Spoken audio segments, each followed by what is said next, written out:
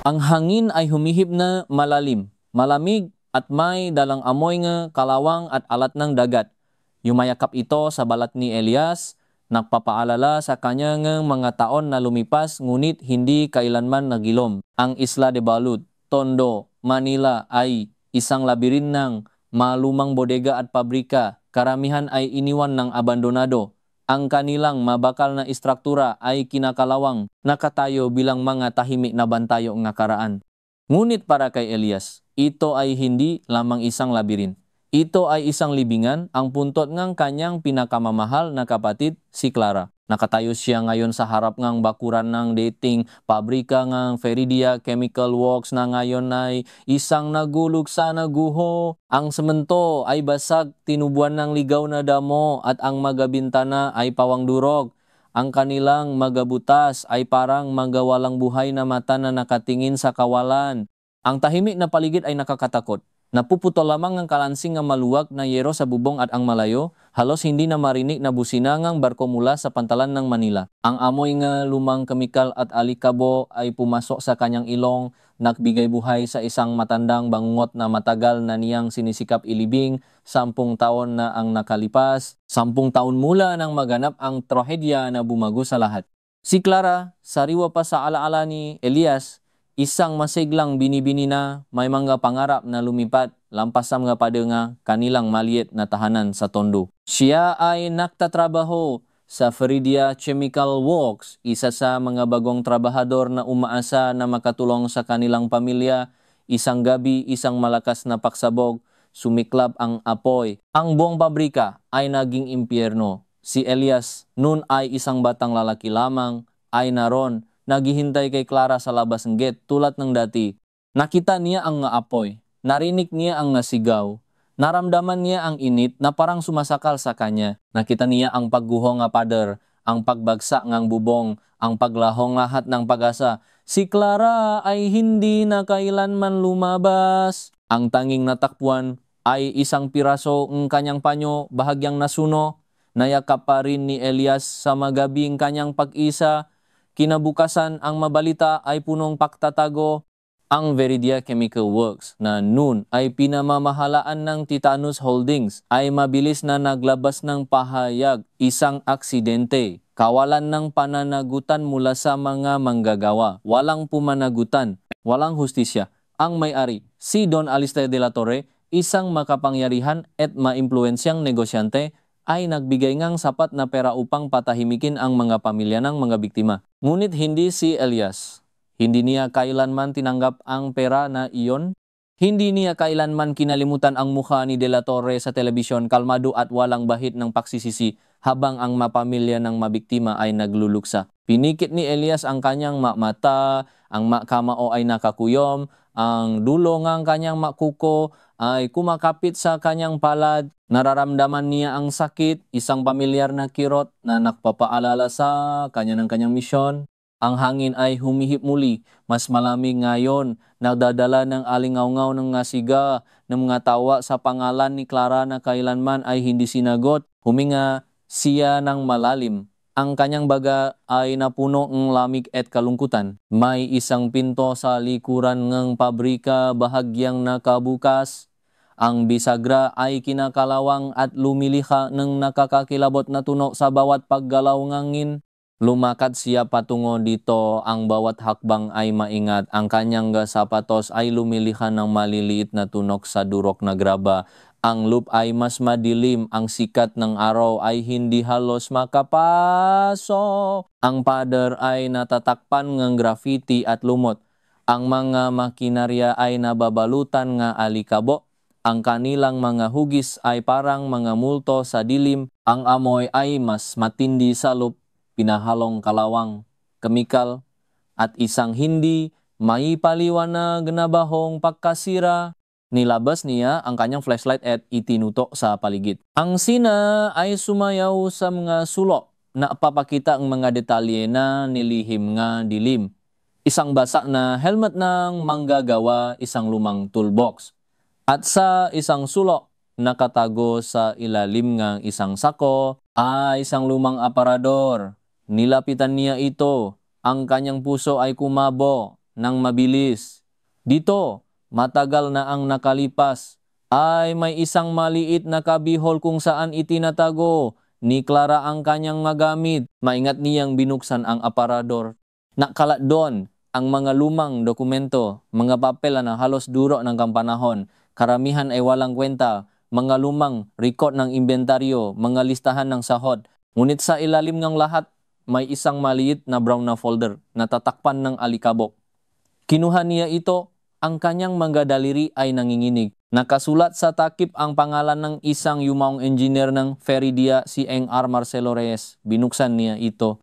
Sa loob ay hindi lamang nga lumang plano ngang pabrika, kundi pati na rin ang mga sulat kamay na tala. Habang binabasa niya ang nga ito, naramdaman ni Elias na parang may nagyelong kamay na humawa sa kanyang lalamunan. Ang matala ay nadidetalye ng mga maling paggamit na materyales, hindi sapat na papapanatili at ang pawawalang bahala sa mga babala tungkol sa pangani ng pasabok ng isang partikular na tangke ng kemikal.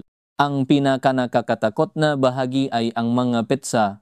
Ang mga babala ay ibinigay ilang buwan bago ang trahedya. At ang pangalan ni Alista de la Torre ay paulit-ulit na nabanggit na may mga direktiba mula sa kanya upang ay papatuloy ang operasyon sa kabilang ng mga panganib para sa cost efficiency.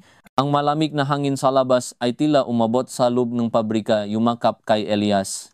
Ngunit ngayon, ito ay hindi lamang lamig ng panahon. Ito ay ang lamig ng galit, ng matinding pagnanais na magiganti. Ang sakit sa kanyang puso ay lumalim, nagiging isang matigas na buhol ngang determinasyon. Hindi ito isang aksidente. Ito ay isang krimen na pinlano, inutusan at tinapan ng isang taong may kapangyarihan at walang konsensiya. Ang pangalan ni Clara ay umaling-aungaw sa kanyang isip, ang kanyang huling ngiti, ang kanyang huling paalam. Wala silang hustisya, ngunit ngayon mayroon siyang ebidensya, isang malinaw na landas. Alistair de la Torre, bulong niya sa dilim, ang kanyang boses ay nanginginig sa matinding put. Babayaran mo ang lahat. Naging kalmado ang kanyang magalaw, ngunit ang kanyang isip ay naglalagablab. Ang pabrika na dating nagpapaalala sa kanyang kawalang paasa ay naging isang banal na lugar ng pangako. Hindi na siya isang bata na naghihintay sa kapatid niya, siya ay isang lalaki na may misyon. Ang paghihiganti ay hindi na isang pangnanais, ito ay isang pangangailangan, isang utang na dapat bayaran. Ang anino ni Clara ay tila yumakap sa kanya na bibigay nga lakas sa kanyang buto. Ito na ang simula. Ang tunay na simula ng isang paglalakbay na magpabago sa kanya o magwawasa sa kanya ng tuluyan. Ang maanino sa lumang pabrika ay tila humaba, yumayakap sa kanya, tinatanggap siya sa kadiliman ng kanyang bagong layunin. Ang kanyang unang hakbang ay mailap, halos hindi nakikita. Kailangan niya nga impormasyon na nga kasangkapan na hindi niya kayang bilhin o hiramin sa lehitimong paraan. Ang pantalan ng Manila, isang abalang pugat ng kalakalan at lihim na mga transaksyon, ay ang kanyang unang pinuntahan. Ang bawat sulok ay may kwento. Bawat anino ay mayroong nakatagong mata. Ang amoy ni diesel, alikabok at malat na tubak ay bumabalot sa hangin. Ang sigawan ng mga manggagawa, ang businang nga barko, ang kalansing ng mga container, lahat ay halo-halo. Lumilika ngang isang simponi ngang buhay na hindi kailanman nakpapahinga. Naglakat si Elias sa pagitan ng nga naglalakihang container. Ang kanyang nga mata ay naghahanap ngang isang pamilyar na mukha, isang pangalan na ibinulong sa kanya ng isang matandang kaibigan, Mang Rudy. Si Mang Rudy ay isang matandang stevedore, isang anino mula sa nakaraan ng kanyang ama. Kung may alam tungkol sa mga lihim daungan, si Mang Rudy iyon. Natakpuan niya si Mang Rudy sa isang tagong karinderya sa gilid ng daungan. Umiinom ngang kape at nagbabasa ngang lumang dayaryo. Ang kulubo na mukha ni Mang Rudy ay nagtaas nang makita si Elias, isang bahagyang pakilala sa kanyang mga mata. Elias, ikaw ba yan? Iho? Tanong ni Mang Rudy. Ang kanyang boses ay basak ngunit mabait. Umupo si Elias. Ipinaliwanag niya ang kanyang hangarin. Hindi ang buong katotohanan ng paghihiganti, ngunit ang pagnanais na malaman ang buong katotohanan tungkol sa pagkamatay ni Clara. Ang pangalan ni De la Torre ay bumalik sa usapan at nakita ni Elias ang bahagyang pakunot ng ni Mang Rudy. De la Torre, bulong ni Mang Rudy. Ang kanyang nga mata ay lumayo. Malakas na tao yan, maraming koneksyon. Hindi mo basta-basta makakalkal ang nga sikreto niya iho. Ngunit sa huli, ang pakilala sa kanyang ama at ang kanyang malalim na pangungumbinsi ay nakbunga.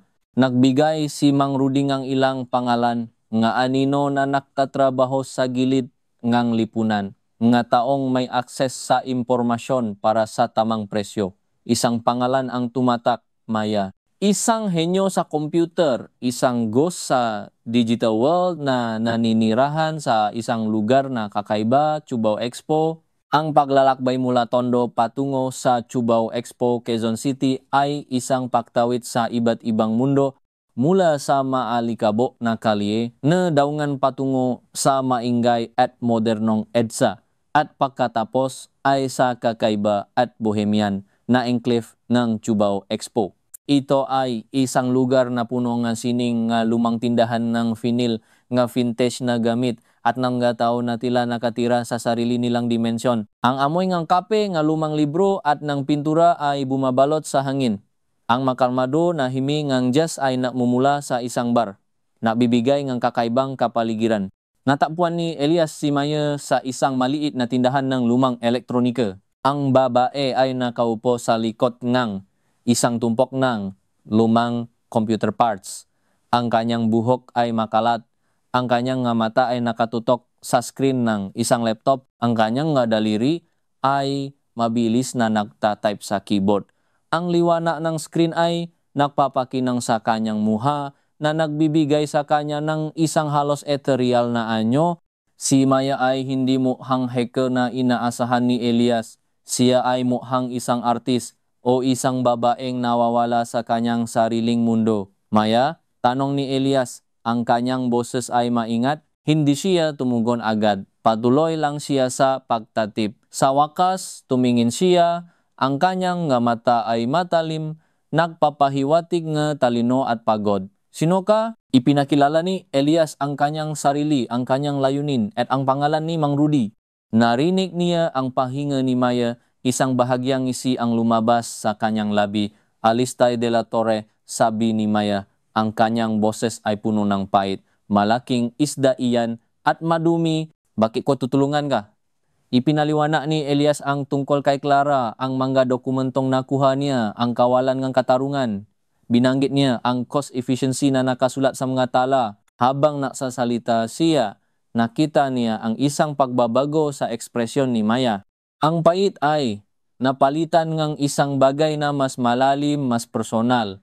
Ang kapatid ko, bulong ni Maya, ang kanyang tingin ay lumayo, nakatingin sa kawalan. Nagtatrabaho din sa isa sa mga subsidiary ng Titanus. Namatay sa aksidente din. Kailan lang, mayroon silang parehong sugat, parehong pagnanais para sa hustisya.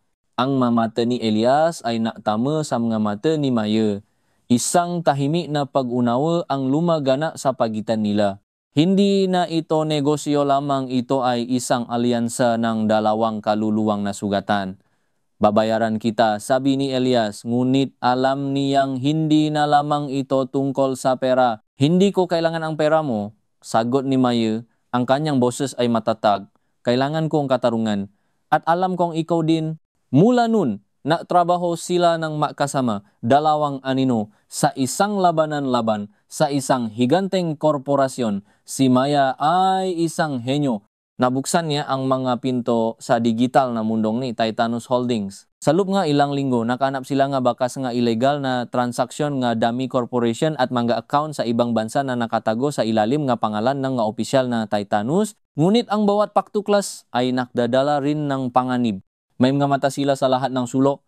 Sabi ni Maya isang gabi, ang kanyang mukha ay seryoso habang pinagmamasdan nila ang mga security camera sa isang screen sa loob ng isang lihim na hidawat sa isang lumang apartment sa Ermita, Manila. Ang amoy na usok ng sigarilyo at pinahalong lumang libro ang bumabalot sa hangin. Ang mailaw na Ermita ay kumikinang sa labas ng bintana, isang dagat ng milyon-milyong ilaw na tila walang pakialam sa kanilang madilim na misyon. Sinusubaybayan nila ang mga balita, ang social media. Kahit ang mga email na may counting connection sa Feridia ay sinasala nila.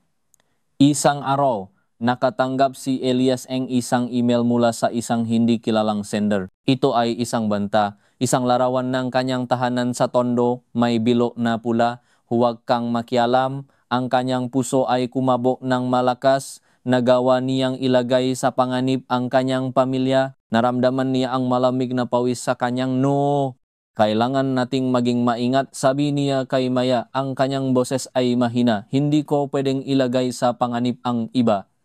Pumili ka, Elias, sagot ni Maya, ang kanyang mga mata ay matalim. Hustisya o kaligtasan, hindi ka pwedeng magkaroon ng pareho ng walang laban. Ito ang halaga. Ang kanyang nga salita ay tumata sa isip ni Elias, ito ang moral na halaga. Ang pagpasok sa madilim na mundong paghihiganti ay nangangailangan ng masakripisyo. Simula siyang maging mas maingat, mas mapanuri. Tinuruan siya ni Maya ng mga batayan ng cybersecurity.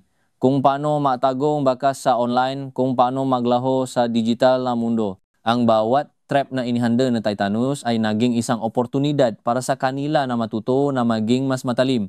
Nangunguna sa kanilang investigasyon ang paghahanap ng isang taong may access sa pinakamalalim na sikretong Titanus, isang insider. Ang pangalan ni Anton Lazaro, isang dating senior manager sa Titanus, ay lumabas sa mga files. Si Anton ay biglang na-resign pagkatapos ng insidente sa Veridia, nawala sa radar at tila naging isang reclusive na tao. Pinaniniwalaan na siya ay pinatahimik. Matapos ang masusing paghahanap, natakpuan nila si Anton sa isang maliit na bukirin sa isang liblib na lugar sa Laguna, hindi kalayuan sa paanan ng bundok Makiling. Ang lugar ay payapa, malayo sa ingay ng Metro Manila. Ang amoy ng sariwang lupa at bulaklak ay pinalitan ang amoy ng usok at polusyon. Ngunit sa likod ng kapayapaan na ito ay ang balisa sa mukha ni Anton.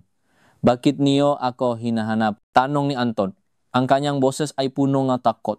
Ang kanyang nga mata ay patuloy na naghahanap sa paligid, parang may nagtatago sa bawat anino. Ipinakita ni Elias ang mga dokumento.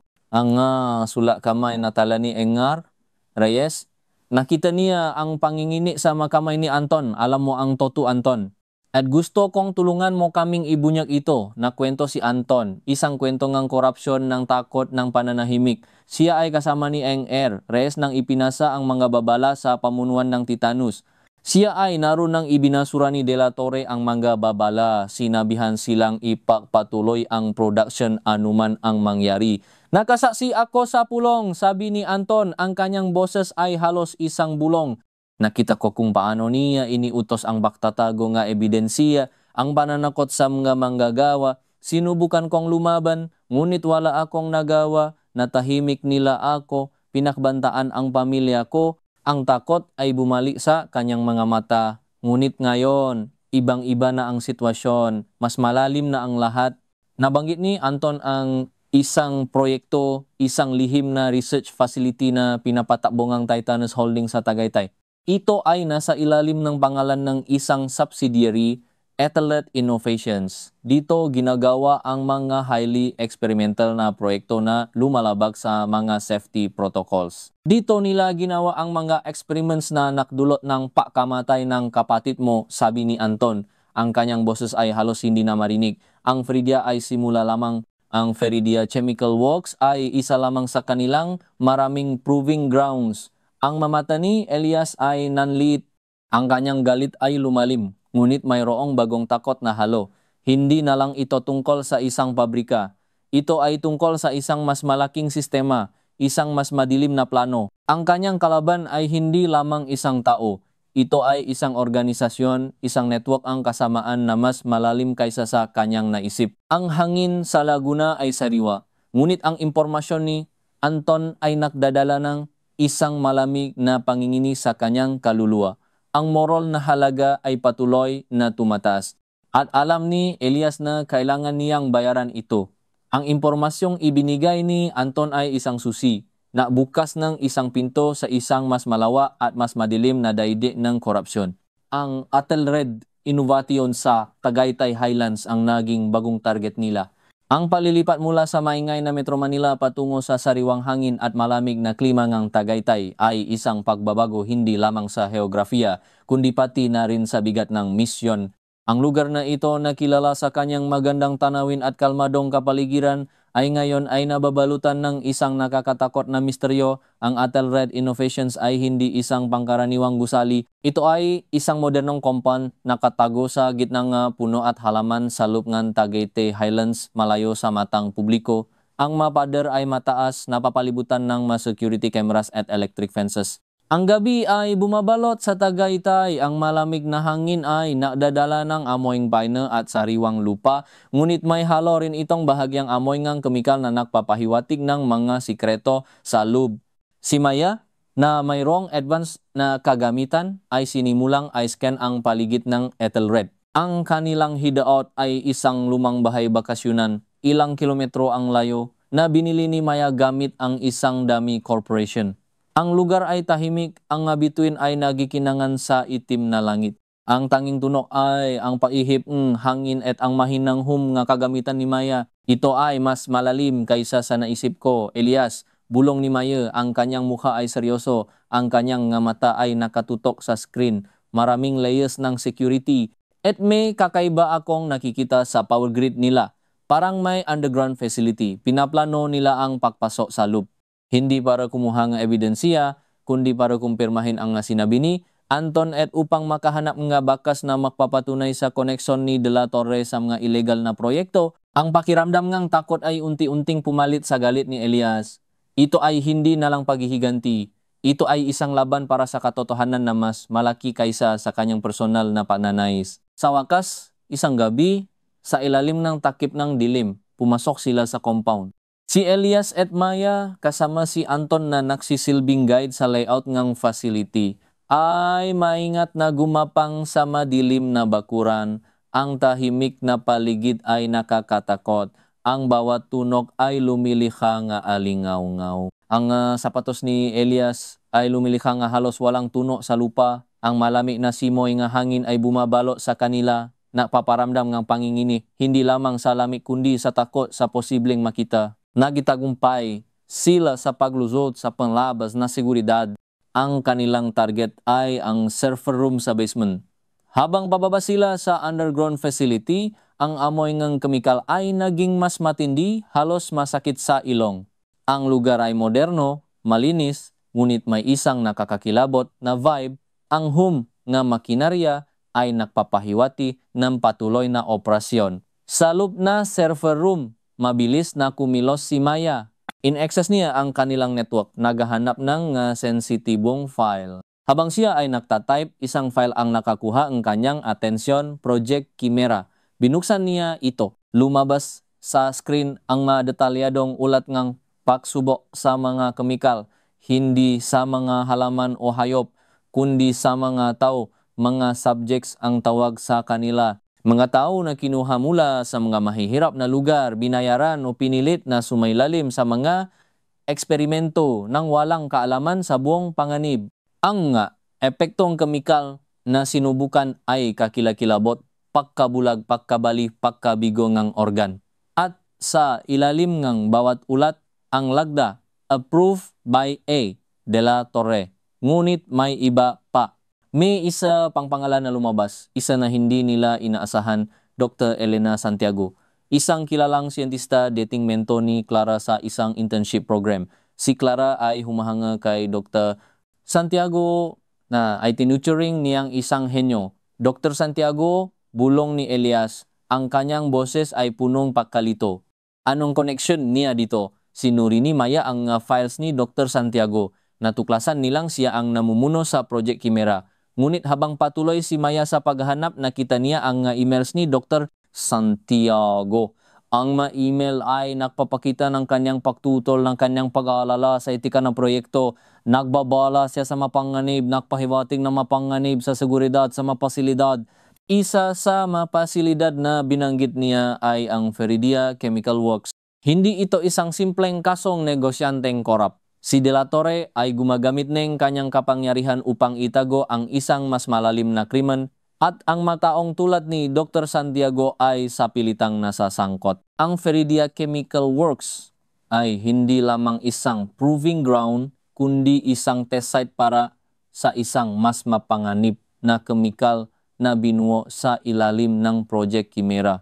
Ang pagsabog ay hindi lamang dahil sa pagpapabaya sa maintenance. Ito ay dahil sa isang maling paggamit ng kemikal na binuo para sa proyekto o sinadyang ginawa upang takpan ang mga anomalya.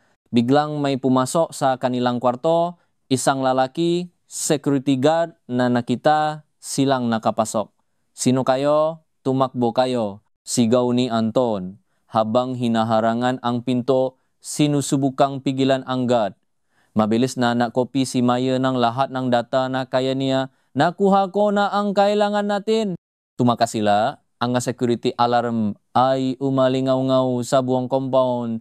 Tumakbo sila sa mga corridors. Ang tunok ng kanilang nga paa ay lumiliha nga alingaw-ngaw. Ang mailaw ay nagikislapan. Lumilihang isang nakakatakot na ambiyanse. Ang bawat anino ay tila gumagalaw. Nagtatagongam nga kaaway. Nakarinig sila nga mga sigaw at mga yabag sa likuran nila. Sa labas may mga security personnel armado nagahanap sa kanila. Tumalon sila sa isang bakot, gumapang sa kagubatan, ang matini at sanga ay sumusugat sa kanilang mga balat. Sa gitna ng kaguluhan, nakita ni Elias ang isang bahagyang anino na nakatingin sa kanila mula sa isang bintana nga Ethelred facility, isang babae na may puting lab coat, maaring si Dr. Santiago. Ang kanyang mukha ay puno ng takot at pihati. Nang makalayo sila, ligtas na sa kanilang hideout, ang hininga ni Elias ay mabilis, ang kanyang puso ay kumabog ng husto.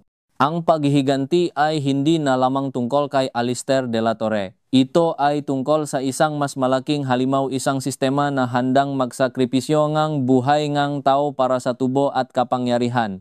At si Dr. Santiago ay nasa gitna ng lahat. Isang posibleng biktima o isang kasabwat na pinilit. Ang katotohanan ay mas masalimot, mas masakit. Si Clara ay hindi lamang namatay dahil sa pagpapabaya. Namatay siya dahil sa isang mas malalim na lihim. Isang eksperimento na nagdulot ng isang krimen. Ang paghihiganti ay kailangang maging mas malawa, mas malalim. Hindi lamang para kay Clara kundi para sa lahat ng mga biktima ng Project Chimera. Ngunit paano nila ibubunyag ang katotohanan ito sa mundo? Laban sa kapangyarihan ng Titanus Holdings at ang impluensya ni Alistair de la Torre, ang malamig na hangin na Tagaytay ay tila napapahiwati na babala ngunit salub ng puso ni Elias. Isang bagong determinasyon ang naalab, ang determinasyong hanapin ang buong katotohanan, anuman ang mangyari. Ang mga katanungan ay dumami, ngunit ang kanyang layunin ay naging mas malinaw.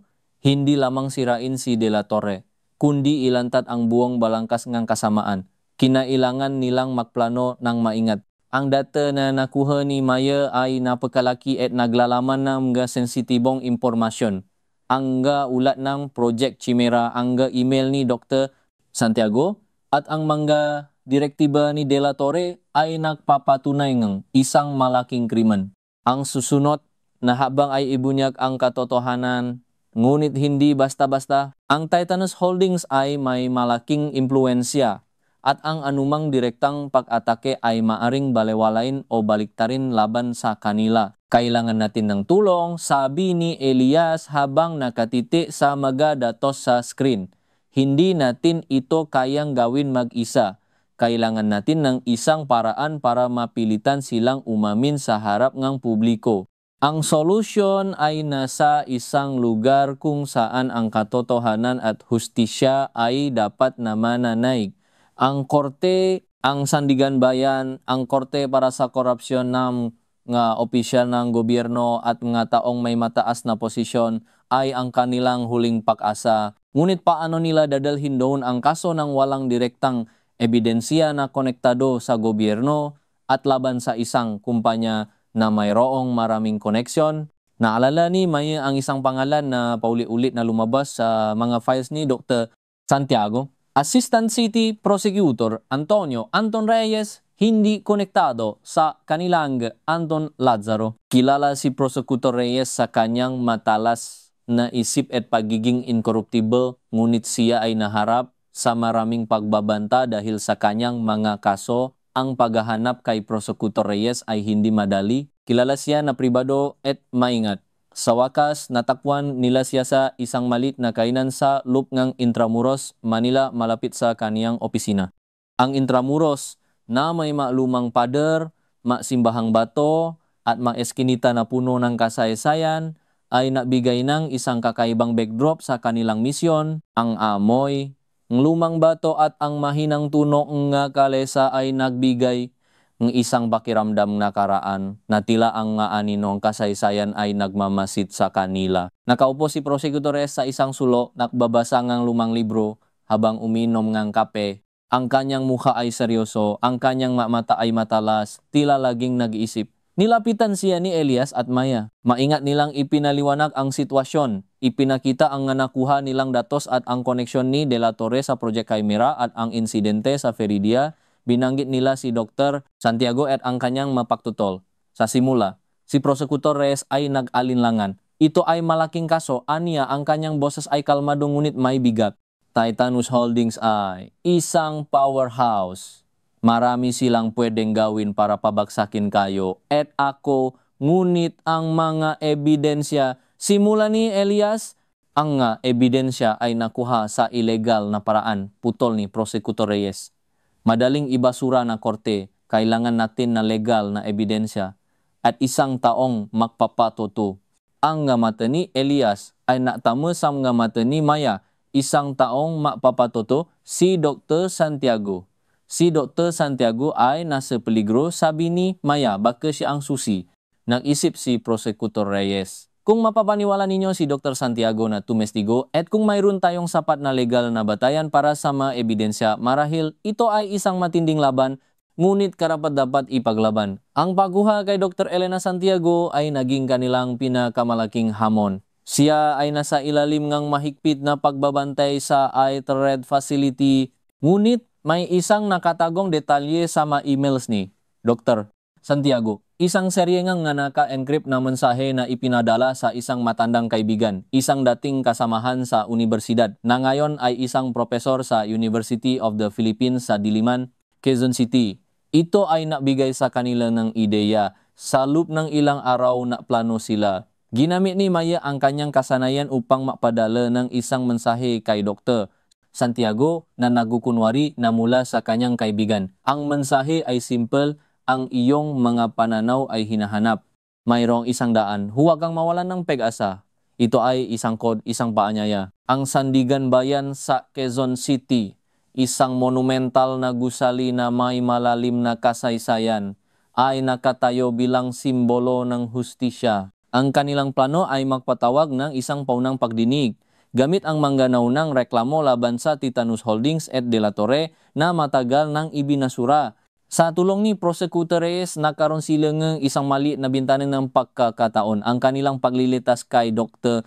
Santiago ay maingat na pinlano. Habang nagaganap ang pre-trial hearing sa Sandigan Bayan, nagkaroon ng bahagyang kaguluhan sa labas. Ito ay isang diversionary tactic pinlano ni Maya na nagdulot ng pansamantalang pagkaantala sa mga security personnel ng Ethelred facility. Sa gitna ng kaguluhan, pumasok si Elias at Anton sa facility. Natakpuan nila si Dr. Santiago sa kanyang laboratorio nagtatrabaho, ang kanyang mukha ay punong pagod at takot.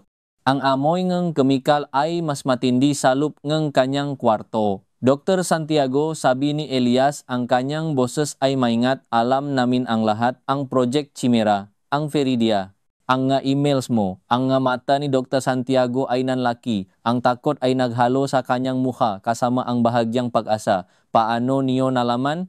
May pagkakataon ka para makapagtama, sabi ni Anton, para sa lahat ng biktima, para sa kapatid ni Elias, inilahat nila sa kanya ang plano, ang pagdinig sa Sandigan Bayan.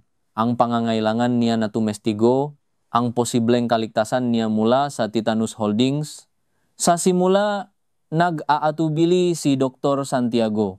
Ang takot sa De La Torre ay malalim, ngunit habang tinitingnan niya ang kanyang kamay, ang kanyang nga mata ay nanlaki sa realization. Sinubukan ko silang bigyan ng babala, bulong niya kahit si Clara, nakita niya ang isang bagay. Naisip kong aksidente lamang ang kanyang pagkamatay, isang resulta ng kapabayaan. Ngunit pinatay nila siya para takpan ang Project Chimera.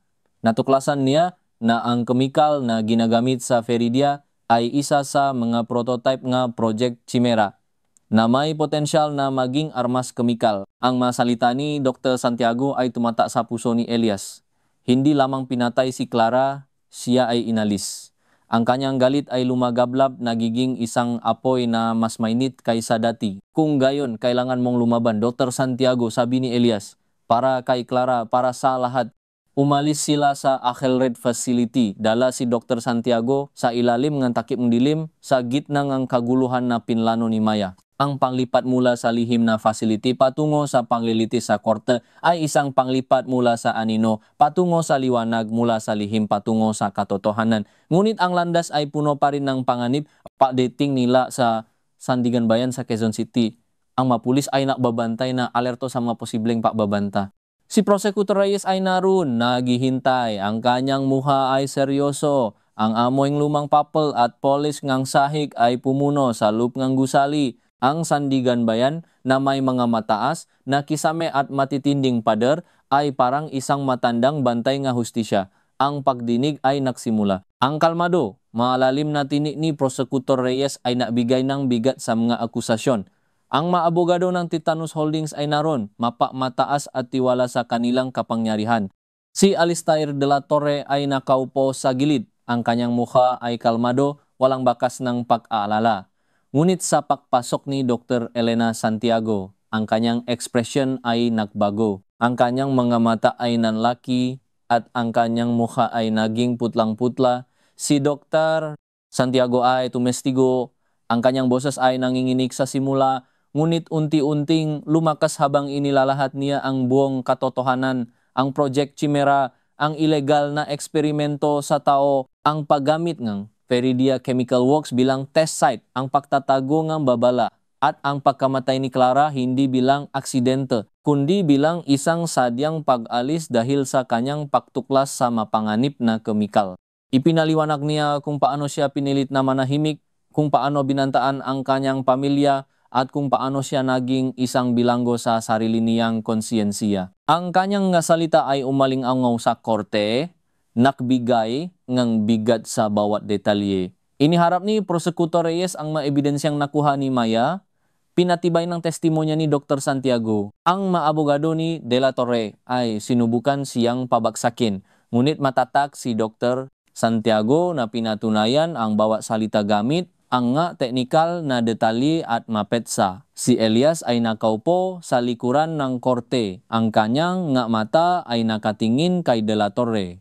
Ang mukha ni De La Torre ay nagbago mula sa kalmado patungo sa galit at pagkatapos ay sa takot.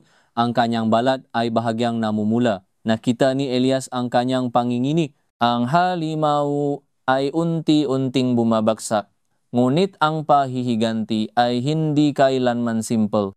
Habang nagsasara ang pagdinig at habang tinitimbang ng korte ang lahat ng ebidensya, naramdaman ni Elias ang isang nakakatakot na katotohanan. Si Alistair de la Torre ay babagsa, ang Titanus Holdings ay haharap sa matinding kaso. Maraming tao ang makakuha nga hustisya, ngunit si Elias naramdaman niya ang isang matinding kalungkutan, ang paglalakbay ngang paghihiganti ay nagpabago sa kanya. Ang galit ay nagbigay sa kanya ang direksyon ng layunin, ngunit ito rin ang nagpabagsak sa kanya. Nawala ang kanyang inosensya. Kinailangan niyang maksinungaling, mandaya, lumabak sa batas.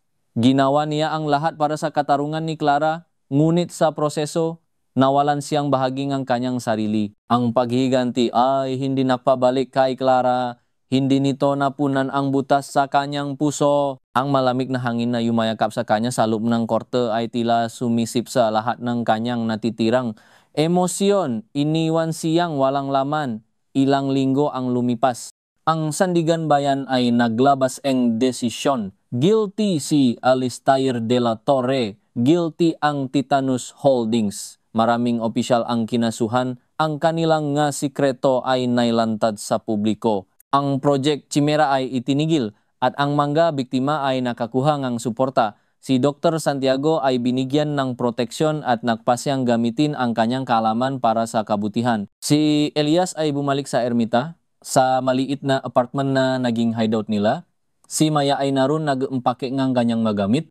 Ang amoy nga lumang libro ay naroon pa rin, ngunit ngayon ay may kasamang bahagyang amoy nga kalayaan. Nagawa natin, Elias, sabi ni Maya, ang kanyang boses ay kalmado. Nakuha natin ang hustisya. Nakuha ba talaga? Tanong ni Elias. Ang kanyang tingin ay nakatingin sa labas ng bintana sa nagikinang na ilawang siyudad. O sinira lang natin ang ating masarili para dito? Ang kanyang nga salita ay hindi pinansin ni Maya. Naintindihan niya. Pareho nilang naramdaman ang bigat ng kanilang nga pinili. Ang kanilang nga kamay ay nabahiran, hindi sa dugo kundi sa moral na ambivalence. Walang madaling daan para sa hustisya, Elias, sabi ni Maya. Laging may presyo. Ang mahalaga ay ang pinili natin na gawin ang tama sa kabila na lahat, at ito, sa tingin ko, ay ang pinakamabigat na presyo na kailangan nating bayaran. Si Elias ay huminga ng malalim. Ang hangin ay malamig pa rin, ngunit hindi na ito nadadala ng amoy ng kalawang at pagkabulo. Ngayon, ito ay amoy ng pagbabago, ng isang bagong simula, ngunit may halo pa rin ng pait ng nakaraan. Nakatingin siya sa larawan ni Clara na nakalagay sa mesa. Ang kanyang ngiti ay payapa. Sa huli, pinili ni Elias ang hustisya kaysa sa purong paghihiganti. Hindi niya sinubukang pumatay kay De La Torre. Hindi niya pinili ang landas ng mas matinding kadiliman.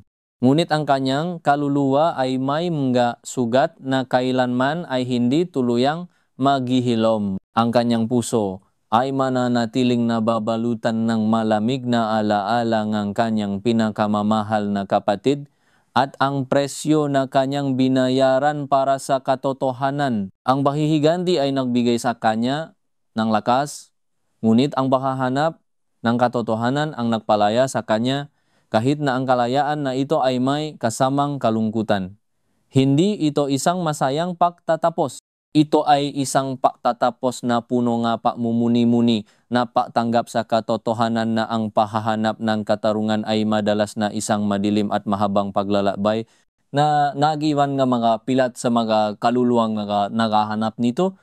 Ang dilim ng ermita ay umakap sa kanya at sa katahimikan gabi. Narinig ni Elias ang mahinang bulong ng hangin na tila nakdadala ng palamula sa nakaraan at isang mahinang pangako ng isang kinabukasan na kahit may bahid ng pihati, ay punong pag-asa para sa pagpapagaling.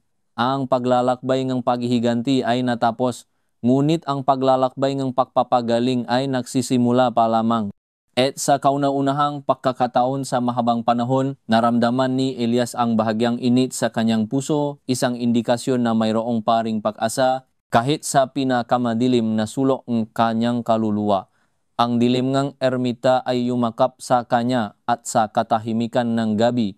Narinig ni Elias ang mahinang bulong ng hangin na tila nagdadala ng palamula sa nakaraan at isang mahinang pangako ng isang kinabukasan na kahit may bahid ng pihati ay puno kang pag-asa para sa pagpapagaling. Ang paglalakbay ng paghiganti ay natapos, ngunit ang paglalakbay ng pagpapagaling ay nagsisimula pa lamang. At sa kauna-unahang pagkakataon sa mahabang panahon, naramdaman ni Elias ang bahagyang init sa kanyang puso, isang indikasyon na mayroong paring pag-asa kahit sa pinakamadilim na sulok ng kanyang kaluluwa. Naramdaman ni Elias ang pagbabago, isang banayad na kaganapan sa kalooban niya na hindi niya akalaing mararamdaman pa. Ang init na iyon ay hindi nagpapahiwating ang kagalakan o ng pagkalimot, kundi isang muling pag-usbong ng isang bagay na matagal nang nalibing sa ilalim ng bonggalit at kalungkutan. Ito ay isang paalala na sa kabila ng lahat ng pilat at sugat, ang kanyang kaluluwa ay may kakayahan pa ring makaramdam na hindi siya tuluyang naging bato. Ang bawat hibla ng kanyang pagkatao ay tila unti-unting lumuluwag mula sa matinding tensyon ng nakalipas na mga taon. Ang panginginig ng kanyang makamay ay nawala. at ang mabigat na buhol sa kanyang dibdib ay bahagyang lumuwag. Hindi ito tuluyang nawala, kundi nagbigay daan sa isang marupok na kapayapaan. Nilingon niya si Maya na patuloy sa pag-empake ng kanyang nga gamit. Ang kanyang kilos ay tahimik, ngunit mayroong determinasyon. Ang ilaw mula sa lampara ay nagbigay ng mahinang anino sa kanyang mukha, binibigyang diin ang mga balangkas ng kanyang pagod ngunit matatak na panga. Napansin ni Elias na may mga pila din si Maya, hindi pisikal, kundi mga bakas ng pagod at sakripisyo na inukit ng kanilang paghahanap ng katarungan. Ang kanyang pagiging praktikal ay tila isang balwarte laban sa emosyonal na kaguluhan. Ngunit alam ni Elias na sa ilalim ng lahat ng iyon, mayroong din siyang pasanin. Anong gagawin mo, Maya? Tanong ni Elias. Ang kanyang boses ay bahagyang paos. Ang tanong ay hindi lamang tungkol sa kanyang agarang plano, kundi sa kanyang buhay pakatapos ng lahat. Itinabi ni Maya ang isang kahon ng mga lumang papeles. Tumingin siya kay Elias. At sa kanyang mata nakita ni Elias ang isang pamilyar na pagnanais na gumawa ng tama na pinagalong pag-iingat at pagod. Sa ngayon, aalis ako sa Maynila. Hindi ko paalam kung saan o kung anong gagawin ko. Ngunit kailangan kong lumayo sa lahat ng ito. Kailangan kong bumalik sa kung sino ako bago ang lahat na ito, kung maari pa. Kung maari pa, ulit ni Elias, ang masalita ay tila namumula sa kaibuturan ng kanyang sariling maalalahanin. Sino tayo ngayon, Maya? Tayo ba ay ang mataong gumawang mabagay na kinailangan o tayo ba ay ang mataong naktago sa likod ng katarungan upang bigyang katwiran ang ating magawa? Isang bahagyang ngiti ang sumilay sa labi ni Maya, malungkot at puno ng pag-unawa. Siguro, pareho, walang sinuman ang lumalabas na hindi nabahiran sa ganitong digmaan, Elias. Ngunit ang mahalaga ay ang dahilan kung bakit natin ginawa. Hindi tayo lumaban para sa ating sariling kapangyarihan o kalakasan. Lumaban tayo para sa isang bagay na mas malaki. At iyon, sa tingin ko, ang naghihiwalay sa atin mula sa kanila. Tumango si Elias. Ang kanyang mga salita ay may saysay. Ang pagkakaiba ni Lani de la Torre ay nasa kanilang mga motibo. Si de la Torre ay nahangat ng kapangyarihan at kayamanan sa kapinsalaan ng iba. Sila, sa kabila ng kanilang mga kaduda-dudang paraan, ay nahangat ng katarungan para sa mga biktima. Ngunit ang hangganan sa pagitan ng bayani at kontrabida ay madalas na malabo, lalo na kapag ang sarili mong makamay ay nabahiran ng kompromiso. Magpapahinga ako, patuloy ni Maya. Maghahanap ako ng kapayapaan. Baka magtanim akong gulay, baka magsulat. Hindi ko alam. Basta malayo sa ingay, sa pagmamadali at sa maanino, iyon ang isang bagay na naintindihan ni Elias. Kailangan niya ring makahanap ganong klaseng kapayapaan. Ang ermita na dating na jingkuta ngang kanilang operasyon ay ngayon ay isang paalala lamang ng kanyang madilim na paglalakbay. Ang amoy nga alikabo, nga lumang papel, nga kape na ininom nila sa madaling araw habang pinaplano ang susunod nilang hakbang lahat ay bumabalik sa kanya na may bigat nga nakaraan. Ako rin, sabi ni Elias, hindi ko pa alam kung saan, ngunit kailangan kong lumayo rito. Kailangan kong makahinga ng hangin na hindi amoy ng paghihiganti. Nag-iba ang tingin ni Maya sa kanya. Hindi ito pagtataka, kundi isang mas malalim na pag-unawa. Makakaya mo iyan, Elias. Sa loob ng lahat ng galit na iyon, nakita ko pa rin ang lalaking matapat at mapagmahal na kapatid. Hindi iyon nawala. Siguro naitago lang ng dilim, ngunit naroon pa rin. Ang masalita ni Maya ay nagbigay sa kanya ng hindi inaasahang ginhawa. Pinaniniwalaan siya ni Maya. Nakita ni Maya ang nakakubling bahagi niya na siya mismo ay halos nakalimutan na marahil ay tama siya. Marahil ang matapat na Elias na iyon ay nakihintay lang na muling lumabas mula sa anino ng kanyang galit. Hindi na sila nausap pa tungkol sa kanilang individual na landas. Ang katahimikan sa pagitan nila ay hindi awkward kundi punong binibikas na pangakong pangunawang pagalang sa bawat isa at ng isang tahimik na pag-asa para sa kanilang hinaharap. Ang kanilang relasyon ay kakaiba, nabuo sa loob ng forging crisis, lumago sa gitna ng pagsubok at panganib. Hindi ito romansa, hindi rin simpleng pagkakaibigan. Ito ay isang koneksyon na mas malalim, isang pagkakaisa ng mga kaluluwa na magkasamang nakdala ng mabigat na pasanin at nagsumikap para sa parehong layunin. Sila ay mga kasama, mga nakaligtas. Nang matapos si Maya sa pag-empake, tumayo siya at lumapit sa kanya. Iniabot niya ang kanyang kamay at nagulat si Elias nang maramdaman ang init nito. Hindi ito ang malamig na pagkakaisa na inaasahan niya. Ito ay isang malumanay na pahawak puno empathy. Paalam Elias, sabi ni Maya, ang kanyang boses ay bahagyang nangini. Ingat ka, ikaw rin Maya, tugon ni Elias, mahigpit na hinawakan ang kanyang kamay. Salamat sa lahat. Hindi ko ito magagawa nang wala ka. Isang muling ngiti at pagkatapos ay umalis na si Maya. Ang tunog ng kanyang mayabag ay unti-unting lumayo at pagkatapos ay nawala. Ang tahimik na apartment ay tila naging mas malaki, mas malungkot. Naiwan si Elias sa kanyang sarili sa gitna ng kahon at lumang kagamitan. Sa loob ng espasyong dating puno ng pagpaplano, panganib at pag-asa. Sa loob ng ilang oras, nanatili siyang nakaupo sa sahig. Ang larawan ni Clara ay nasa kanyang kamay. Ang ngiti ni Clara ay tahimik, ngunit para kay Elias, parang sinasabi nito na tapos na ang lahat. Malaya ka na. Ang pahinga niya ay naging mas magaan. Ang bigat sa kanyang dibdib ay lumuwag pa. Ang init na naramdaman niya kanina ay unti-unting lumalawa. Nagpapalambot sa mga matigas na bahagi ng kanyang puso. Ito ay hindi pagkalimot, kundi isang pagtanggap. Ang sakit ay naroon pa rin at mananatili iyon, ngunit ang nagliliyap na galit ay napawi na, pinalitan ng isang mas tahimik, mas malalim na kalungkutan at sa wakas isang pag-asa. Kinaumagahan, sinimulan ni Elias ang paempake ng kanyang sariling nga gamit. Kakaunti lang ang sa kanya, ang mga libro, ang lumang jacket, ang mga personal na gamit na natira mula sa kanyang dating buhay. Wala siyang gaanong naipon dahil ang kanyang buhay ay naging isang walang humpay na paghahanap habang inilalagay niya ang bawat bagay sa kahon. Tila nilalagay niya rin ang bawat piraso ng kanyang nakaraan.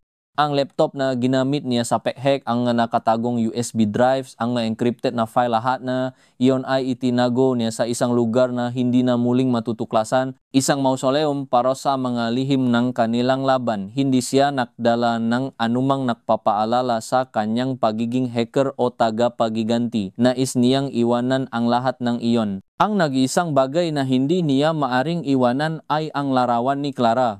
Maingat niya itong inilagay sa kanyang bag malapit sa kanyang puso. Ito ay hindi na simbolo ng kanyang galit, kundi ng pagmamahal na nagpatuloy sa kabila ng lahat. Sa lubang ang ilang araw, naglakbay si Elias. Hindi niya alam kung saan siya pupunta, ngunit alam niya na kailangan niyang lumayo sa Maynila sa mga kalsadang nagpapaalala sa kanya ng kanyang paghahanap sa mga gusaling nagkukublingam nga lihim at kasinungalingan.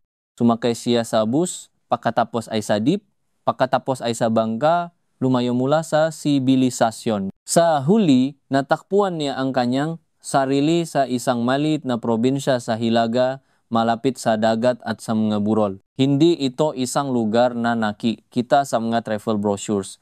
Ito ay isang tahimik na pamayanan na may malumang bahay na gawa sa kahoy at mga tao na nakatira ng simple. Ang hangin dito ay sariwa, amoy nga asin at lupa. Walang nakakaalam sa kanyang nakaraan. Wala siyang pangalan na kailangan niyang protektahan. Wala siyang reputasyon na kailangan niyang panindigan. Dito, siya ay si Elias lang, isang estranghero na naghahanap ng bagong buhay. Nagrenta siyang isang maliit na kubo na gawa sa kawayan at nipa sa gilid ng dalampasigan. Hindi ito marangya, ngunit malinis at komportable. Ang tanging tunog na kanyang naririnig ay ang hampas ng alon sa pampang at ang huni ng maibon. Sa unang ilang linggo, wala siyang ginawa kundi magmasid. Pinapanot niya ang paglubok ng araw sa kanluran na nagpipinta ang kalangitan sa mga kulay kahel, lila at pula. Pinapanot niya ang mangingisda na pumalaot sa madaling araw at bumabalik sa gabi. Ang kanilang nga bangka ay punong huli. Pinapanot niya ang nga bata na naglalaro sa dalampasigan. Ang kanilang nga tawa ay malaya at walang kapares. Dito sa katahimikan, Nagsimulang magilom ang kanyang kaluluwa. Ang init sa kanyang puso ay lumago, hindi nagliliyab, kundi banayad at matatag.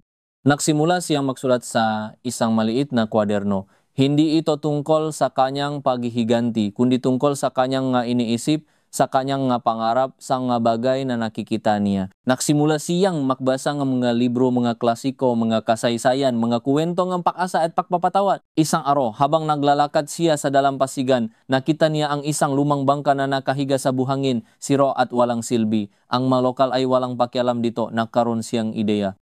Tinanong niya ang may-ari kung pwede niyang ayusin. Ang matandang mangingisda na nagulat sa kanyang interes ay pumayag. Iyon ang simula ng kanyang bagong layunin. Araw-araw nagtatrabaho si Elias sa bangka. Kinayod niya ang lumang pintura, pinalitan ang bulok na kahoy, pininturahan itong sariwang kulay. Hindi niya alam kung paano ayusin ang bangka, ngunit natuto siya. Pinanut niya ang nga mangingisda, naktanong, nakbasa nga libro. Ang pisikal na paggawa ay nagbigay sa kanya ang ibang uri ng kasiyahan, isang bagay na matagal nang nawala. Ang bawat martilyo, bawat kiskis ang liha ay parang nagtatanggal din ng isa pang layer ng kanyang sakit. Habang nagtatrabaho, marami siyang inisip. Ang nga detalye ng kaso ni De La Torre, ang nga mukha nga biktima, ang nga lihim na kanyang kinupkop. Ang mga alaala ay hindi tuluyang nawala, ngunit hindi na sila nangingibabaw. Ngayon, ang maalaala ay parang mga anino na dumadaan, hindi na mga demonyo na humahabol sa kanya. Natuto siyang mabuhay kasama ng mga ito, natanggapin na ang kanyang nakaraan ay bahagi ng kung sino siya ngayon. Ngunit ang kanyang kasalukuyan at kinabukasan ay hindi na dapat idikta nito. Sa kanyang pagmumuni-muni, naalala niya ang masalita ni Dr. Santiago.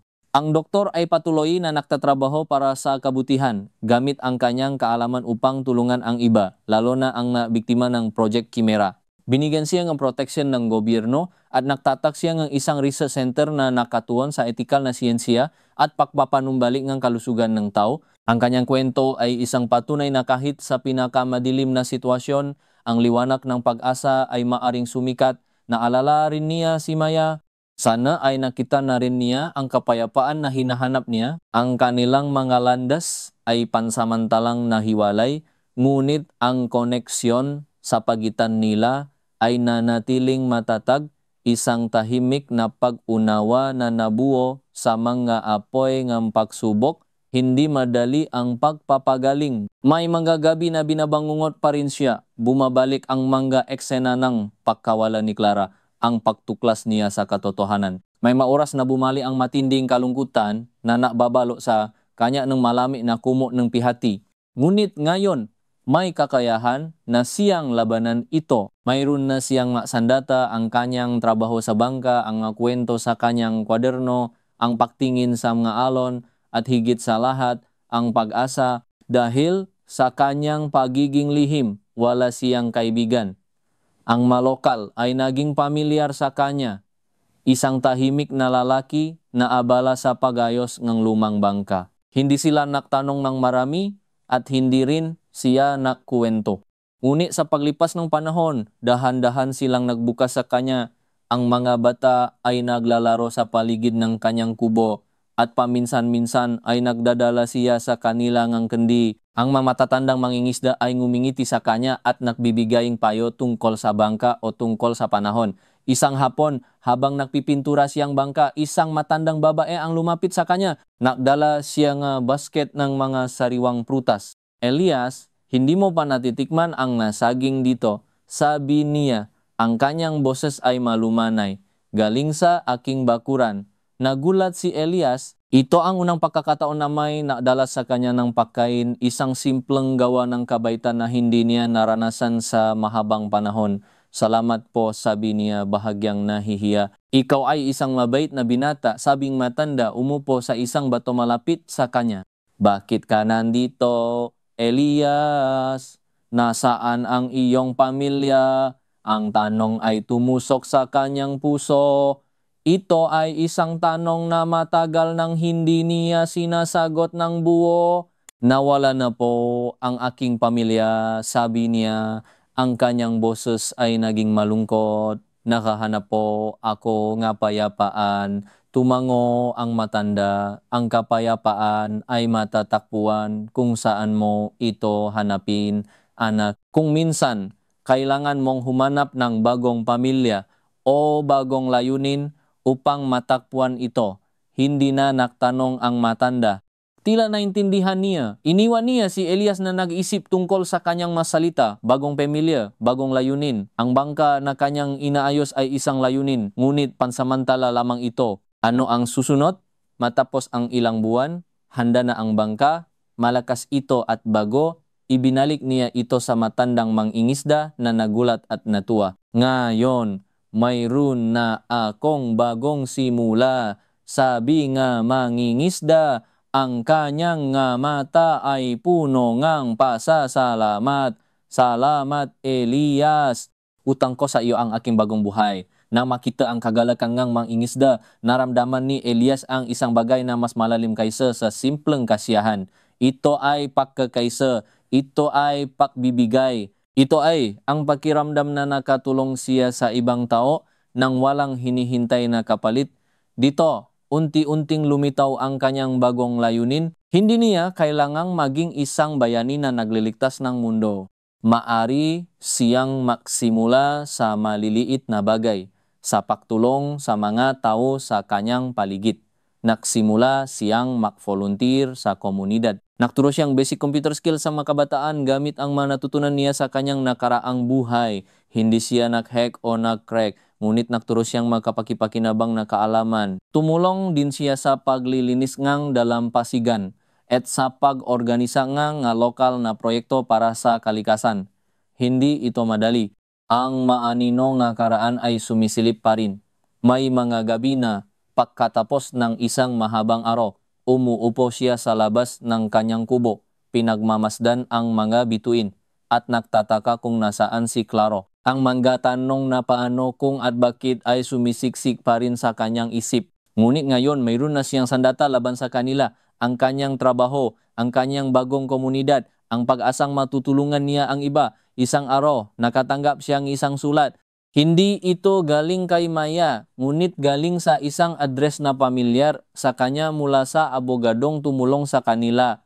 Binuksan niya ang sobre, ang kanyang puso ay kumalabog. Naglalaman itong isang mali na ulat tungkol sa Titanus Holdings. Tuluyan na itong nabuwag. Ang mabiktima ng Project Chimera ay nakatanggap ng kompensasyon at patuloy na suporta. Ang nga opisyal, nakasabwat ni De La Torre ay nakakulong. Ang kanilang nga karera ay nawasak. Ang makatiwalian sa gobyerno ay unti-unting nalalantad at may pag-asa para sa tunay na pagbabago. Ang pinakamahalaga sa lahat, ang sulat ay naglalaman ng isang update kay Dr. Santiago.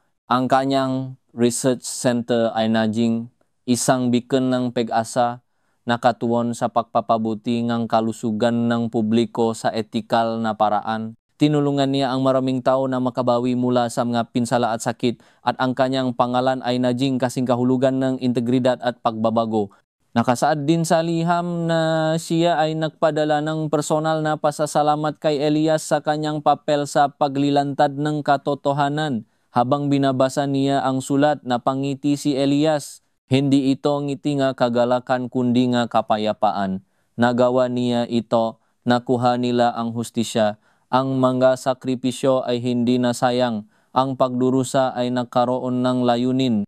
Ang masugat sa kanyang kaluluwa ay hindi pa tuluyang naghihilom, ngunit mayroong na ngayong mabagong layer ng pag-asa at pagmamahal na pumapatong sa kanila. Ang hangin sa ermita ay dating malamig at mabigat. Dito sa probinsya, ang hangin ay sariwa at malaya. Ito ay nagdadala ng amoy ng dagat, ng bulaklak at ng buhay. Ang kanyang puso ay hindi paganap na buo. Ngunit ang butas na dating pinupunan ng galit ay dahan-dahang pinupunan ng iba't ibang bagay. Ang pagtulong sa kapwa, ang simpleng kagalakan ng paggawa ng mga kamay, ang mangiti nga bata, ang tahimik na pangunawa ng mga matatanda. Isang gabi, habang nakaupo siya sa dalampasigan, ang larawan ni Clara ay nasa kanyang tabi. Tiningnan niya ang ngiti ng kanyang kapatid. Ngayon, sa halip na sakit at paghihiganti, Ang naramdaman niya ay pagmamahal at pag-alala. Hindi siya nag-iisa. Si Clara ay palaging nasa kanya, hindi bilang isang multo na humihingi ng katarungan, kundi bilang isang inspirasyon para sa kabutihan. Ang paglalakbay ngang pahihiganti ay natapos. Ang paglalakbay ngang pagpapagaling ay patuloy, ngunit mayroon ng direksyon. Natulasan ni Elias na ang tunay na kalayaan ay hindi matatagpuan sa pagwasa sa kanyang makaawe, kundi sa pagtuklas muli ng kanyang sarili. Hindi niya nahanap ang isang masayang pagtatapos na may engkanto, ngunit natagpuan niya ang isang kapayapaan na mas malalim, mas matatag, at mas totoong. Ang isang kapayapaan na matatakpuan sa pagtanggap nga nakaraan, sa pagpili na mabuhay sa kasalukuyan, at sa pagbungang isang hinaharap na punong kabaasa kahit may bahit ng pihati. Ang araw ay sumisikat sa silangan, nakpipintang ang ginintuang kulay sa ibabaw ng dagat. Ang mga mangingisda ay lumilisan na. Ang tunok nga alon ay nakbibigay ng isang ritmo sa umaga. Tumayo si Elias. Ngayon ay mayroon na siyang bagong araw at bagong pag-asa. Hindi na siya isang tagapagiganti. Hindi na siya isang biktima. Siya ay si Elias, isang lalaking napatuloy sa buhay na may pilat ngunit may pag-asa, naghahanap ng liwanag sa kabilang kadiliman. At sa bawat bagong sikat ng araw, naramdaman niya na ang init sa kanyang puso ay lumalaki. Isang patunay na ang pag-asa ay hindi kailanman ganap na namamatay. Kahit sa pinakamadilim na sandali ng buhay, ang kanyang dating apartment sa Ermita, na dating pugat ng lihim at madilim na gawain, ay ngayon ay isang malayong alaala na lamang. Ang amoy nga alikabo at lumang papel ay napalitan ng sariwang simoy ngang hangin mula sa dagat. Ang ingay nga tropiko nga siyudad ay napalitan ng mapayapang huninga, ibon at hampas ng alon. Ang kanyang buhay ay hindi na isang labanan laban sa mga kalaban, kundi isang paglalakbay patungo sa pagpapagaling at pagtuklas sa sarili. Ang matao sa komunidad ay nagsimulang tawagin siyang Manong Elias, isang tanda ng paggalang at pagtanggap. Hindi na siya estranghero. Siya ay bahagi ng ang kanilang buhay. Isang tahimik ngunit mapagkakatiwalaang miyembro ng kanilang malaking pamilya. Tinuruan niya ang mga bata kung paano mag-garden, nagbahagi ng kaalaman tungkol sa pagsasayo sang mga sirang gamit, at laging may ngiti sa mga labi, isang ngiti na dati bihirang makita. May mga pagkakataon na iniisip niya si Maya, sana ay nasa mabuti siyang kalagayan, sana ay natagpuan na rin niya ang kanyang sariling kapayapaan. Umaasa siyang darating ang araw na muli silang makikita, hindi bilang mga kasama sa isang madilim na misyon, kundi bilang mga kaibigan na nakaligtas sa isang malaking pagsubo at natuklasan ang bagong buhay. Ang kanilang ugnayan ay isang patunay na kahit sa pinakamadilim na laban, maaring may lumabas na tunay at dalisay na koneksyon. Patuloy si Elias sa pagsusulat sa kanyang kwaderno. Ngunit hindi na ito tungkol sa galit at paghihiganti. Ngayon, ang kanyang nga isinulat ay mga tula tungkol sa dagat, mga kwento tungkol sa mga mangingisda, at mga pagmumuni-muni tungkol sa kagandahan ng kalikasan. Ginagamit niya ang kanyang isip na dating ginamit sa pagbubunya ng mga lihim, sa pakliha ng mga bagay na magbibigay ng kagalakan at paasa. Ang larawan ni Clara ay hindi na niya tinitingnan na may luha sa mga mata, kundi may ngiti. Si Clara ay hindi lamang isang nawawalang kapatid, kundi isang ilaw na nagbigay sa kanya ng direksyon. Ang kanyang pagkawala ay nagdulot ng matinding sakit, ngunit ito rin ang nagtula sa kanya na hanapin ang katotohanan, at sa proseso natuklasan niya ang kanyang sariling lakas at ang kakayahang makahanap ng pag-asa kahit sa gitna ng desperasyon. Ang pagpapagaling ay hindi isang destinasyon, kundi isang patuloy na paglalakbay. May mga araw na mahirap, may mga araw na madali. Ngunit sa bawat araw, pinipili ni Elias na lumaban para sa paasa.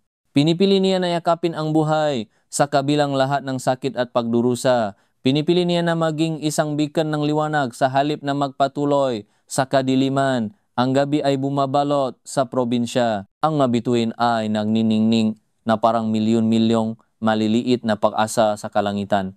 Nakaupo si Elias sa labas ng kanyang kubo, naramdaman ang malamig na simoy ng hangin mula sa dagat, ngunit hindi na ito malamig na hangin na sumisipsa kanyang emosyon. Ito isang hangin na nagdadala ng kapayapaan ng paasa at ng pangako ang isang kinabukasan na sa kabilang lahat ay punong pagpapagaling.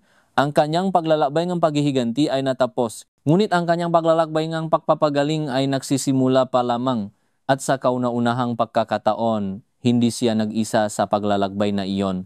Ang kanyang puso ay punong tahimik na pag-asa, isang pag-asa na nabumula sa mga abong kanyang nakaraan at nagbigay sa kanyang isang bagong pag-irol. Ang init na iyon ay lumalaki, sumasalaw sa bawat sulok ng kanyang kaluluwa at nagpapaalala sa kanya na sa huli, ang pag-ibig at pag-asa ang tunay na nagpapalaya. Ang init na iyon ay lumalaki, sumasalaw sa bawat sulok ng kanyang kaluluwa at nagpapaalala sa kanya na sa huli ang pag-ibig at pag-asa ang tunay na nagpapalaya. Sa bawat paglipas ng araw, mas lumalim ang kanyang pagkakaugat sa komunidad. Ang kanyang pagising sa umaga ay hindi na sinasalubong ng pagkabahala, kundi ngang mapayapang tining ang kalikasan. Bago pa sumikat ang araw, naririnig na niya ang mahinang huni ngang gakuliglik na unti-unting napapalitan ng chirping ngang gaibon. Ang sariwang simoy nga hangin na namumula sa dagat ay humahaplos sa kanyang balat, na bibigay nga kakaibang ginhawa na hindi niya kailanman naramdaman sa maingay at magulong siyudad.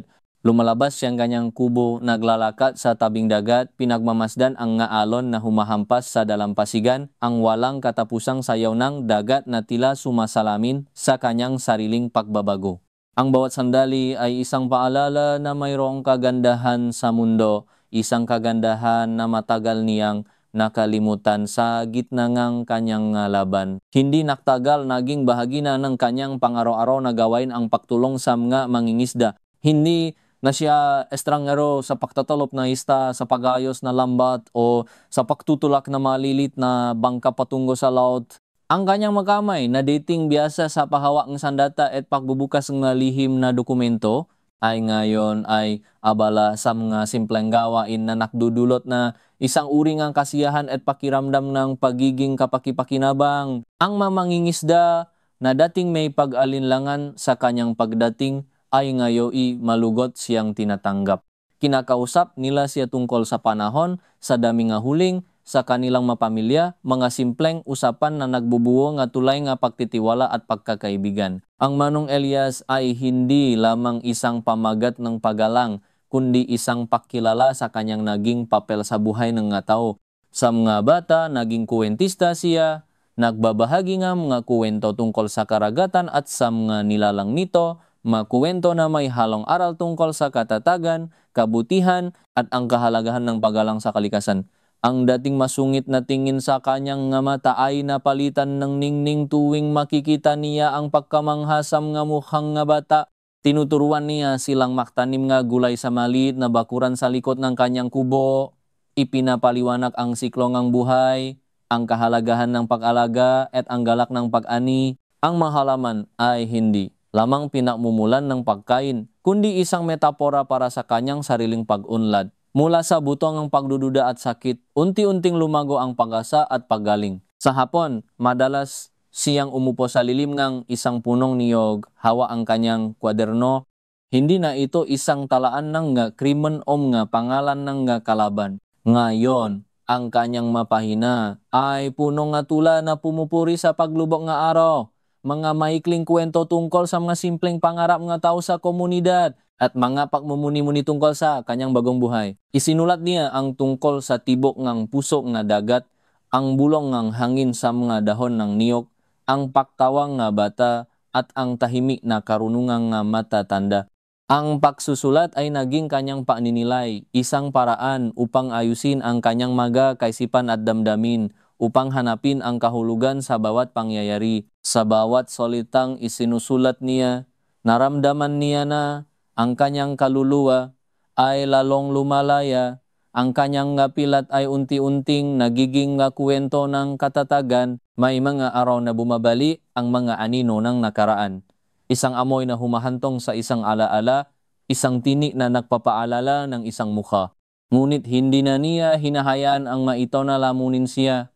Sa halip, kinakaharap niya ang maitaw ng may bagong perspektiba. Hindi niya tinatalikuran ang sakit na naramdaman niya noon, kundi kinikilala niya ito bilang bahagi ng kanyang paglalakbay. Nasa isip niya ang sinabi ni Claro na ang tunay na lakas ay hindi sa pagkalimot kundi sa pagtanggap at pagpapatuloy. Niyayakap niya ang kanyang nasugat dahil ang maito ang nahugis sa kanya sa kung sino siya ngayon. Isang taong may kapayapaan sa puso na natuto sa kanyang mga pagkakamali at handang mamuhay ng may pagmamahal. Isang hapon, habang naayos yung bubong ng isang kapitbahay na nasirang malakas na hangin, nakita niya si Aling Nena, isang matandang babae na kilala sa kanyang pagiging mahigpit ngunit mapagmahal. Nakaupo ito sa labas ng kanyang bahay. Malalim ang iniisip. Lumapit si Elias, "Manang Nena, may problema po ba kayo?" Tanong niya ng may paalala. Bumuntong hininga si Aling Nena, "Ay, Manong Elias, ang apo ko na away na naman. Hindi ko na alam kung paano sila pagsamahin." Tumingin si Elias sa dalawang batang naghabulan at nagtutulakan sa bakuran. Lumapit siya sa kanila, hindi nagalit o sumigaw, kundi dahan-dahang lumuhod at nagsimulang magkwento. Hindi tungkol sa paghihiganti, kundi tungkol sa dalawang magkapatid na isda sa dagat na natuto sa kahalagahan ng pagtutulungan. Ang kanyang malumanay na tinik at ang lalim ng kanyang salita ay tila may kapangyarihang huminto sa mundo. Hindi nagtagal, tahimik na nakikinig ang mga bata. Nang matapos ang kwento, nagkatinginan sila at dahan-dahang naghawa kamay. Gumiti si Aling Nena at naramdaman ni Elias ang isang kakaibang init sa kanyang dibdib. Hindi na siya isang tagapagpasya, katarungan sa dilim, kundi isang tagapagatid, kapayapaan at pagunawa. Ang kanyang kubo, na dating simple at halos walang laman, ay unti-unting napupuno nga alalang kanyang bagong buhay. May mga siya na ibinigay ng mga bata, isang pinatuyong bulala mula sa hardin ni Aling Celia at isang inukit na kahoy na barko na gawa ng isang mangingisda bilang pasasalamat. Ang larawan ni Clara ay nakalagay pa rin sa isang maliit na estante, ngunit ngayon ay may kasamang pinatuyong daisy, simbolong kalinisan at pag-asa. Sa halip na magdulot ng luha, ang larawan ni Clara ay napapaalala sa kanya ng pagmamahal na kanyang naramdaman at ng kapayapaan na natapuan niya sa pagtanggap ng pagkawalan nito. Naging inspirasyon si Clara, hindi isang pabigat. Ang magabi ay tahimik at payapa. Tinutuldikan lamang ng tunong ng alon at ng makuliglig. Madalas siyang nakaupo sa labas, mamasid sa mga bituin. Ang kalawakan ay napapaalala sa kanyang-kanyang maliit na lugar sa malawak na sansinukop at kung gaano kalaki ang pag-asa sa kabila ng mga pagsubok. Ang kanyang puso na minsan ay puno ng galit at pagnanais na makapagiganti ay ngayoy puno ng pasasalamat at pag-ibig. Ang kanyang paglalakbay ay nagpatuloy at sa bawat sikat na araw at sa bawat paglubog na araw, naramdaman niya ang isang mas malalim na koneksyon sa buhay at sa lahat na nilalang. Isang araw, habang nagayos siya ng mga kagamitan sa kanyang kubo, may kumato. Isang estranghero ang nakatayo sa labas, may hawa ng isang sobre. "Ikaw ba si Elias?" Tanong ng estranghero. Ang tinig ay puno ng pag-alinlangan. Tumango si Elias, may bahagyang kaba sa kanyang dibdib. Matagal na panahon na simula nang may taong naghahanap sa kanya sa ganoong paraan. Ibinigay ng estranghero ang sobra. Ito ay walang pangalan ng nagpadala, ngunit ang selyo ay mula sa Maynila. Binuksan niya ito ng may pag-iingat. Sa loob ay isang sulat na nakasulat sa isang pamilyar na kamay. "Elias, narinig ko ang makwento. Sana ito tu. Kailangan kitang makita, Maya." Ang kanyang puso ay lumundag, si Maya. Ang pangalan niya ay nagdulot ng halo-halong damdamin, sorpresa, pag-asa, at isang bahagyang kirot ng nakaraan. Ang ideya ang muling pagtatakpo ay tila isang panaginip na hindi niya inakala na magiging totoo. Sa kabilang lahat ng kanyang pinagdaanan, ang alaala ni Maya ay nanatili isang patunay ng isang connection na nabuo sa pinakamadilim na panahon. Hindi siya naasayang ang oras. Ipinapaalam niya sa mga kapitbahay na kailangan niyang umalis sandali, ngunit babalik din. Ang kanyang mga kaibigan sa komunidad ay nagbigay ng paalam, may pag-alala ngunit may pag-unawa. Ang kanilang mga mukha ay nakpakita nga suporta, isang bagay na hindi niya kailanman inakala na kanyang matatamo. Ang paglalakbay pabalik sa siyudad ay puno nga katahimikan at pagmumuni-muni. Ang ingayng trapiko, ang mga matataas na gusali, ang pagmamadaling ang gataw, lahat ay tila napakalayo sa kanyang bagong mundo. Nagbago ang siyudad, ngunit mas lalo siyang nagbago. Nang makarating siya sa lugar kung saan sila nakasundo na makita isang maliit na kafe sa isang tahimik na bahagi na ermita na dating madalas nilang puntahan para sa kanilang mapagpupulong, natakpuan niya si Maya na nakaupo sa isang sulok, nakatanaw sa labas. Mukha itong mas payapa, mas kalmado kaysa sa huling pagkakataon na nakita niya. Ang dating matigas na ekspresyon sa kanyang mukha ay napalitan na isang malalim na pag-iisip. Dahan-dahan siyang lumapit. Naramdaman ni Maya ang kanyang presensya at lumingon. Naktama ang kanilang mga mata. 1,000,000 hindi nasabing salita ang tila naglakbay sa pagitan nila. Walang yakap, walang luha, tanging isang tahimik na pagkilala. Elias, bulong ni Maya. Ang tinig ay puno ng emosyon. Maya, tugon niya. Ang kanyang tinig ay may bahid ng pagmamahal at pag-unawa. Umupo siya sa tapat nito. Narinig ko ang mga kwento mo, sabi ni Maya. Ang tungkol sa pagbabago, sa paghahanap ng kapayapaan. Ngumiti si Elias. Toto ang makuwento, aniya. At ikaw, Maya, kumusta ka? Ikinuwento ni Maya ang kanyang paglalakbay. Matapos ang kanilang paghihiwalay, nahanap din siya ang kanyang sariling kapayapaan. Naglakbay siya, lumayo sa mga ninungang kanilang nakaraan, natrabaho sa mga proyekto na naglalayong tulungan ng mga taong biktima ng kawalang katarungan ngunit sa ibang paraan. Natutunan din niyang palayain ang galit upang yakapin ang pag-asa. Hindi madali, sabi niya, may bahid ng pihati sa kanyang tinig. May mga araw na bumabalik ang lahat, ngunit natuto akong lumaban. Lumaban para sa pag-asa, hindi para sa paghihiganti. Nakatinginan sila, dalawang kaluluwang nakakitang parehong kadiliman at ngayon naghahanap ng parehong liwanag. Ang ating ugnayan, Elias, patuloy ni Maya, ay isang paalala na kahit sa pinakamadilim na sitwasyon, maaring may lumitaw na koneksyon na mas malalim kaysa sa ating mga misyon. Naging mahaba ang kanilang pag-usap. Pinag-usapan nila ang kanilang nga karanasan, ang kanilang nga aral, ang kanilang nga pangarap para sa hinaharap. Hindi na sila ang parehong tao na nagplano ng paghihiganti sa mga madilim na sulok. Sila ay dalawang individual na nagpatuloy, na natuto mula sa kanilang mga pagkakamali at nagpasyang mamuhay ng may kapayapaan at pag-asa. Hindi ito isang pagtatapos na may engkanto o isang bagong simulangang pag-ibig sa pagitan nila. Ito ay isang pagtatagpo ang dalawang nakaligtas na nagbigay ng closure at pagpapatibay sa kanilang individual na paglalakbay. Masaya akong makita ka, Maya, sabi ni Elias, taos puso ang kanyang ngiti.